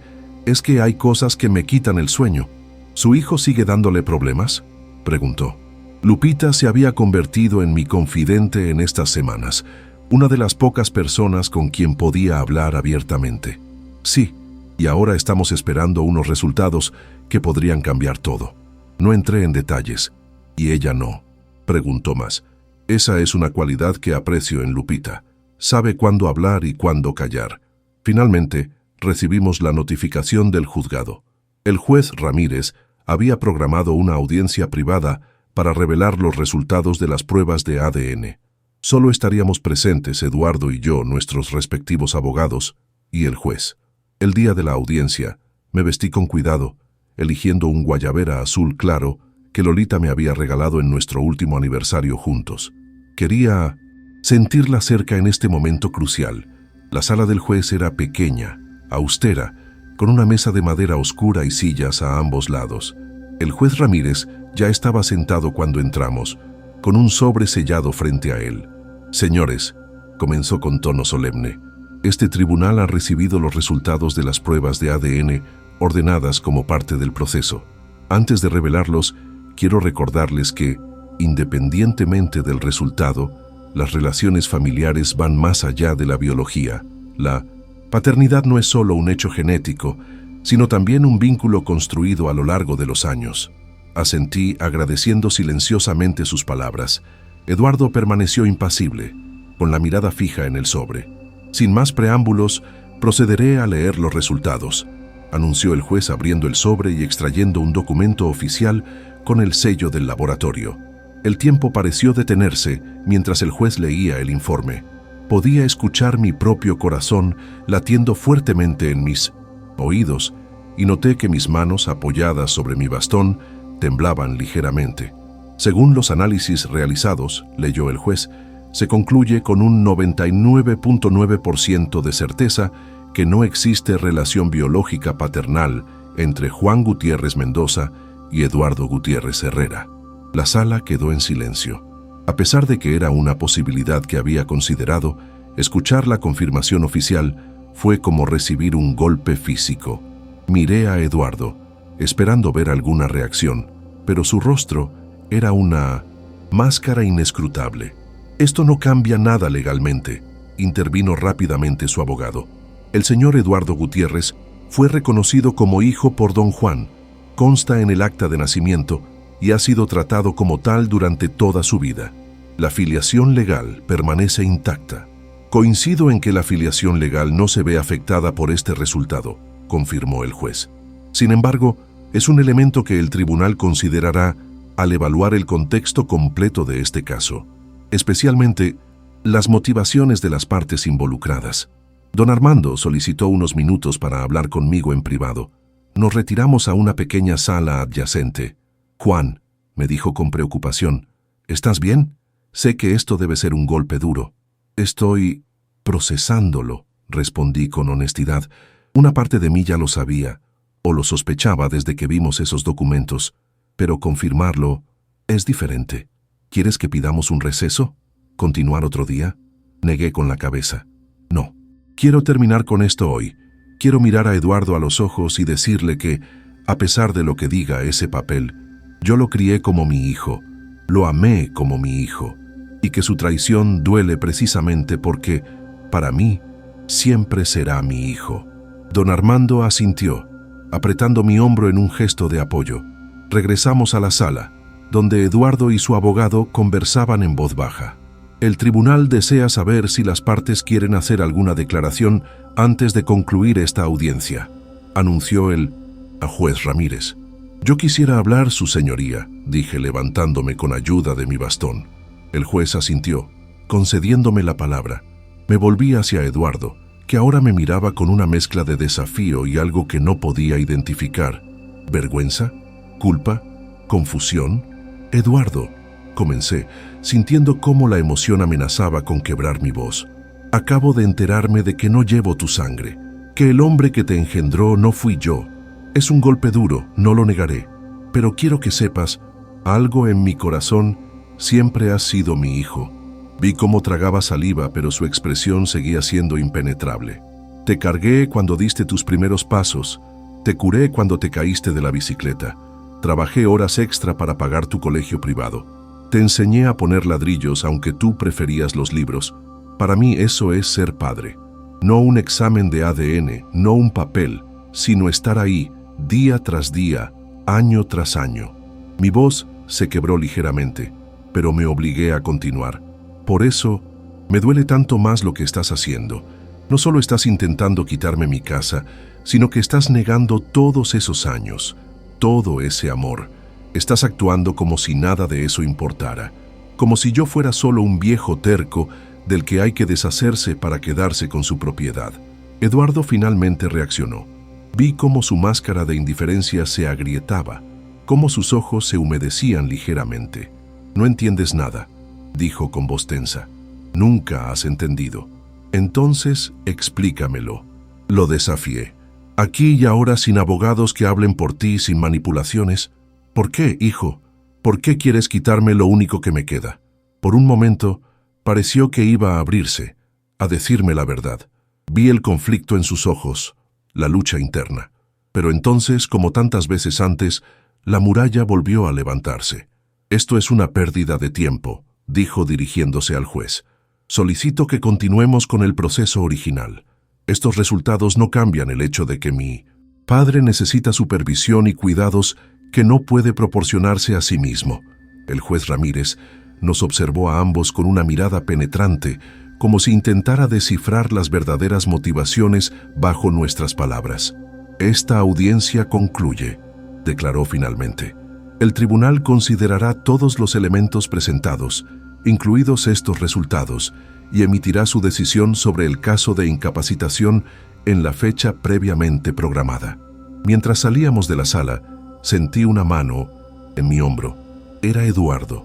Esto no ha terminado, me dijo en voz baja. Aún puedes hacer lo correcto. Firma los papeles para vender la casa y terminemos con este circo. Lo miré a los ojos. Esos ojos que ahora sabía no habían heredado nada de mí, y sin embargo me resultaban tan familiares como mi propio reflejo. Tienes razón en algo, respondí. Esto no ha terminado, pero no de la forma que tú crees. La casa que construí con mis manos sigue en pie, como testigo silencioso de nuestra historia familiar. La sangre puede fallar, pero el amor verdadero de un padre nunca lo hace.